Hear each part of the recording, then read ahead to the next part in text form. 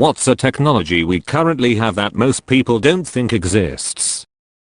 Targeted cancer radiation therapy using a radiation needle to irradiate a tumor from the inside, limiting exposure of normal tissue cells. Well, not sure if it's technology, but we have discovered and are in the process of creating hybrid oyster mushrooms that eat and disposes of plastic and oil, and could be the biggest thing in waste management and oil spills ever.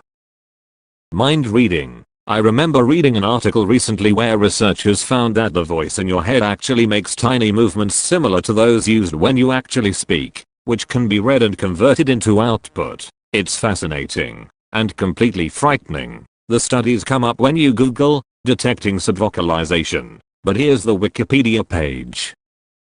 The ability to 3D print metal still kinda messes with me a little. I mean, plastics and resins make sense. And even though I know how the technology works and I've seen it in action, the ability to print metal still seems like magic to me.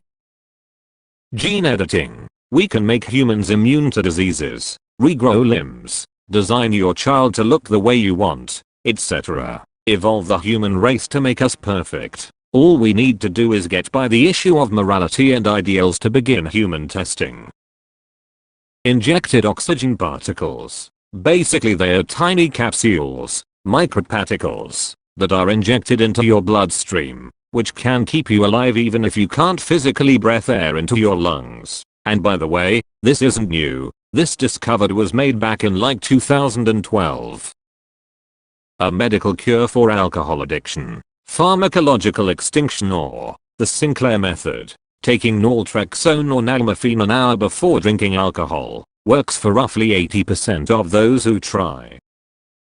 They've created a genetically modified version of a fungus that only infects mosquitoes, but only killed them very slowly. So they inserted a gene that makes it produce spider venom inside the mosquitoes' bodies, devastating mosquito populations within 2 generations of introduction. They've also made a strain of cotton that produces edible seeds. This means poor agricultural regions growing cotton for trade can produce as much or more edible foodstuffs as cotton from the same harvest, with no additional effort or energy expenditure.